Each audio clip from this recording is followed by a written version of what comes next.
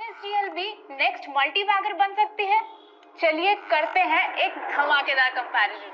CDSL versus NSDL, depositories के दो legends. कैसे दोनों डिपॉजिटरीज का बिजनेस एक दूसरे से डिफरेंट है और किस में लगाएं हम अपना पैसा, चलिए देखते हैं। सीडीएसएल और एनएसडीएल ये दोनों इंडिया की सिर्फ दो ही डिपॉजिटरीज हैं जिनके पास आपके डीमैट अकाउंट के अंदर के शेयर्स डिजिटली स्टोर होते हैं। सो टेक्निकली जब आप ग्रो, ज़ीरोधा या शेयर्स लेते हैं तो एक्चुअली शेयर्स सीडीएसएल और एनएसडीएल के पास सेफ होते हैं। एक तरह से ये इंडिया के फाइनेंशियल सिस्टम के डिजिटल लॉकर्स हैं।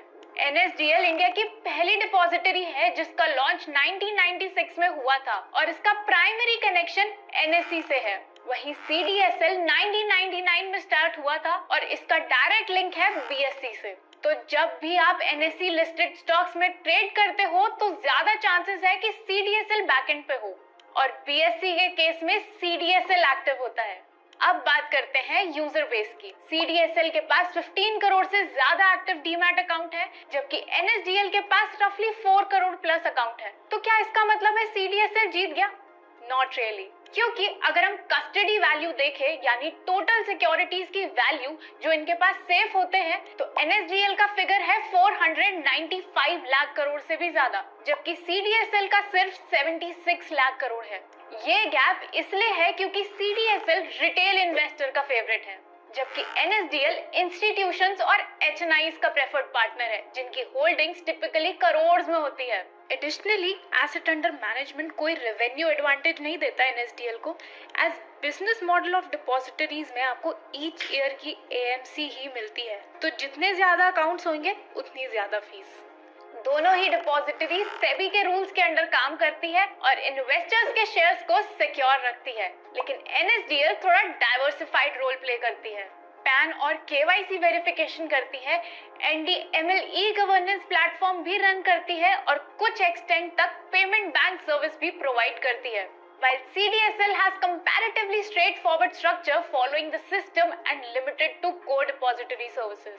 अब बात करते हैं फाइनेंशियल्स पर। FY25 में एनएसडीएल का टोटल इनकम 1535 करोड़ था जो कि 12.5% की एनुअल ग्रोथ है। वहीं सीडीएसएल का रेवेन्यू 1199 करोड़ था लेकिन ग्रोथ ज्यादा स्ट्रॉन्ग थी 32% की। प्रॉफिटेबिलिटी में सीडीएसएल लीड करता है। एनएसडीएल का नेट प्रॉफिट 343 करोड़ था विच इज अ 24.6% ग्रोथ जबकि सीडीएसएल का प्रॉफिट 526 करोड़ था विच इज अ 25% ग्रोथ। यहाँ एक मेजर डिफरेंस है मार्जिन में। एनएसडीएल का प्रॉफिट मार्जिन सिर्फ 24% था जबकि सीडीएसएल का 48%, जो क्लियरली दिखाता है कि सीडीएसएल की ऑपरेटिंग एफिशिएंसी ज्यादा बेटर है, especially because it deals with lakhs of retail investors, जहां स्केल एडवांटेज काफी काम आती है। रिटर्न रेशियोज भी यही ट्रेंड दिखाते हैं। एनएसडीएल का आरओई 17% है जबकि सीडीएसएल का आरओई 32% है, which indicates stronger value creation for shareholders in CDSL. CDSL की ग्रोथ का सबसे बड़ा रीजन है उसका retail focused ecosystem. Discount broking platforms जैसे ज़ीरोधा, ग्रो, एंजल वन और मोतीलाल ओसवाल जैसे बड़े प्लेयर्स डायरेक्टली सीडीएसएल से जुड़े हुए हैं।